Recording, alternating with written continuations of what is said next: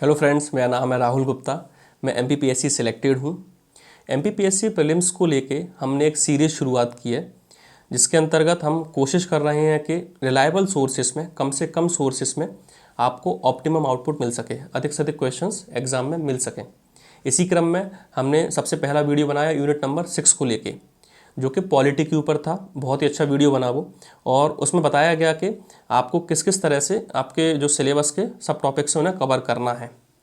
आज हम बात करने वाले हैं यूनिट नंबर 8 के बारे में, अंतर्राष्ट्रीय एवं राष्ट्रीय समसामयिक घटनाएं, जिन्हें हम सामान्यतः करंट अफेयर्स कहते हैं। अगर आपके पास समय पूरा एक साल होता तो हम बात करते कि आप इसे न्यूज़पेपर से कवर करें, मंथली कंपाइलेशन ले लें, एनुअल कंपाइलेशन ले लें, या आप एडिटोरियल डिस्कस करें। चूँकि समय बहुत कम है, एग्ज़ाम बहुत पास है, 17 दिसंबर मुश्किल से 1.5 महीना रह गया है। अब ऐसी परिस्थिति में करंट अफेयर्स को कैसे कवर किया जाए? मैं जो मान रहा हूँ, स्पीडी एक ऐसी बुक है जिसके माध्यम से आप कम समय में काफ़ी सारे फैक्ट्स कवर कर सकते हैं, जिसकी एग्ज़ाम में आने की भी काफ़ी प्रोबेबिलिटी होती है। तो स्पीडी के माध्यम से आज हम करंट अफेयर्स को समझेंगे और कैसे कैसे कवर करना है। मध्य प्रदेश करंट अफेयर्स की जब बात आएगी, निर्मल आईएएस की बुक भी काफ़ी रिलायबल है, उसको हम नेक्स्ट फेज में समझेंगे। बात करते हैं यूनिट नंबर 8 के सब टॉपिक फर्स्ट की। उसमें लिखा हुआ है महत्वपूर्ण व्यक्तित्व एवं स्थान। इसमें हमें कवर करना है कॉन्स्टिट्यूशनल पदों पर बैठे हुए व्यक्तियों के बारे में, जैसे प्रेसिडेंट हुए, वाइस प्रेसिडेंट हुए, chief justice of India. Election commissioner के बारे में पढ़ना है, चीफ इलेक्शन कमिश्नर का नाम क्या है। जैसे कि 5 राज्यों में चुनाव होना है, मध्य प्रदेश, छत्तीसगढ़, राजस्थान, तेलंगाना, मणिपुर। तो मध्य प्रदेश के चीफ इलेक्शन कमिश्नर का नाम क्या है, ये बेसिक चीज़ें कवर करना है। इसके बाद advocate general, solicitor general, attorney general, इनके नाम आपको मालूम होना चाहिए। दूसरा आता है कि जो एजेंसीज़ हैं गवर्नमेंट की, जैसे कि आईबी, सीबीसी, रॉ, सीबीआई, इनके हेड कौन कौन हैं। अभी बहुत चर्चा में रही है एनफोर्समेंट डायरेक्टरेट, प्रवर्तन निदेशालय। इसके हेड को लेकर सुप्रीम कोर्ट की भी कुछ गाइडलाइंस थी, तो इसके हेड का भी नाम आपको मालूम होना चाहिए। इसके बाद हम चर्चा करेंगे नीति आयोग के चेयरमैन कौन है, वाइस चेयरमैन कौन है, सीईओ कौन है नीति आयोग के। विधि आयोग, लॉ कमीशन जैसे बोलते हैं, लॉ कमीशन के अध्यक्ष कौन है, ऋतुराज अवस्थी सर उसके अध्यक्ष हैं। कितने कितने साल में फॉर्मेशन होता है लॉ कमीशन, क्या इसकी रिकमेंडेशन गवर्नमेंट के ऊपर बाइंडिंग है या नहीं है, इस तरीके से आपको कवर करना है। इसके बाद आप देख सकते हैं कि यूएन के हेड कौन है, एंटोनियो गुटेरेस उसके हेड हैं। अभी इजराइल हमास वॉर को लेकर कोई स्टेटमेंट चर्चा में रहा था उनका। यूएन सिक्योरिटी काउंसिल में कौन कौन से मेंबर हैं, भारत उसका पार्ट है या नहीं है, इस तरह क्वेश्चन कवर करना है।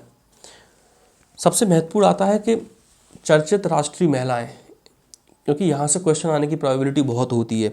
जैसे कि भारतीय सेना की पहली महिला जज बनी है ज्योति शर्मा, सबसे युवा सांसद हैं चंद्राणी मुर्मू, सेल की पहली महिला चेयरमैन है सोमा मंडल। ये क्वेश्चंस आपको कवर करने हैं। उसके बाद हम बात करेंगे कि विश्व की प्रमुख कंपनीज के सीईओ कौन कौन से हैं, और उन सीईओज में जो इंडियन ओरिजिन के लोग हैं, जैसे कि माइक्रोसॉफ्ट के सत्या नडेला हैं, और टाटा सन्स के नटराजन चंद्रशेखरन हैं। Serum institute of India Covid में काफ़ी फेमस रहा है, ये इसके सीईओ है आधार पूनावाला। तो यहाँ से आपको इन सीईओज की लिस्ट को याद करना है, यहाँ से डायरेक्ट क्वेश्चन आने की संभावना बनी रहती है। उसके बाद अगला टॉपिक आता है कि आपके स्वतंत्रता दिवस, गणतंत्र दिवस पर चीफ गेस्ट कौन रहे। तो 74 जो हमारा गणतंत्र दिवस मनाया गया, उसमें जो चीफ गेस्ट थे वो मिस्र के राष्ट्रपति थे। उनका नाम भी आप याद रखें, अब्देल फतेह अल सीसी। ये सारे फैक्ट्स आप 2 से 3 घंटे में बहुत आसानी से कवर कर सकते हैं। इसके बाद हम बात करने वाले हैं स्थलों, शहरों, अभियानों के जो नाम बदले गए हैं। उनमें सबसे महत्वपूर्ण नाम है मुगल गार्डन, जो कि दिल्ली में, उसका नाम किया गया है अमृत उद्यान। दूसरा है झांसी रेलवे स्टेशन, वीरांगना लक्ष्मीबाई रेलवे स्टेशन किया गया है। मोटेरा स्टेडियम का नाम बदला गया है, नरेंद्र मोदी स्टेडियम रखा गया है उसका नाम। तो इस तरह की चीज़ें, खासकर जो चीज़ें मध्य प्रदेश से संबंध हैं, जैसे कि शिवपुरी ग्राम पंचायत, उसको अब कुंडेश्वर धाम बोला जाएगा। ये पूरी एक लिस्ट दी गई है इस बुक में। इसके बाद हम बात करते हैं जीआई टैग के बारे में, भौगोलिक संकेतक के बारे में, कि कौन सी संस्था किसी प्रोडक्ट को जीआई टैग देती है। इसका हेड ऑफिस चेन्नई में है, कितने साल के लिए होता है, कब रिन्यू कर सकते हैं। अभी हाल ही में किस किस को जीआई टैग दिया गया है, जैसे कि मुरैना की गजक को जीआई टैग मिला है, रीवा के सुंदरजा आम को जीआई टैग मिला है, शरबती गेहूं को मिला है जीआई टैग। तो मध्य प्रदेश संदर्भ में आप ये सारी बातें कवर कर लें। 2023 और 2022 में जिन प्रोडक्ट्स को जीआई टैग मिले हैं उन्हें आप अच्छे से कवर करें। सब यूनिट 2 है महत्वपूर्ण घटनाएं। इसमें हम चर्चा करेंगे G20 के बारे में, ग्रुप ऑफ 20। इसमें आपको देखना है कि इन 20 देशों के नाम कौन कौन से हैं, इनका ज्योग्राफिकल लोकेशन क्या क्या है। सबसे महत्वपूर्ण बात इसमें यह है कि G20 की अध्यक्षता इस बार भारत ने की है। इसका थीम क्या है? वसुधैव कुटुंबकम। इसके शेरपा कौन थे? मिस्टर अमिताभ कांत, जो कि पहले नीति आयोग के CEO भी रह चुके हैं। इसके बाद बात करें G7 की, ग्रुप ऑफ 7 की, इन 7 देशों के नाम आपको मालूम होना चाहिए, इनका ज्योग्राफिक लोकेशन आपको मालूम होना चाहिए, और इसका जो आयोजन हुआ है इस सम्मेलन का, वो हुआ है जापान के हिरोशिमा शहर में। अगला G7 सम्मेलन आयोजित होगा इटली में, जो कि 2024 में होगा।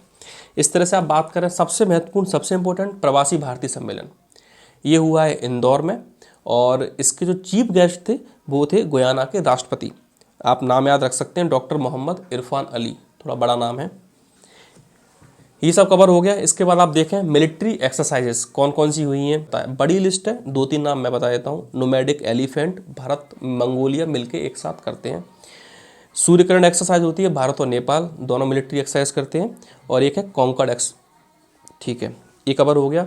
इतनी सारी चीज़ें कवर करना है आपको करंट अफेयर के सब टॉपिक 2 में। सब टॉपिक 3 है आपका भारत एवं मध्य प्रदेश की प्रमुख खेल संस्थाएं, खेल प्रतियोगिताएं एवं पुरस्कार।